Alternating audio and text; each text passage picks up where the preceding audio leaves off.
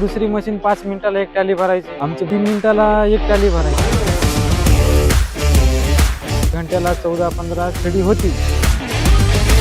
नमस्कार, माझं नाव विशाल मुंजाजी खैरे, राहणार पिंपळा चौरे. मी बुलची मशीन चालवतो.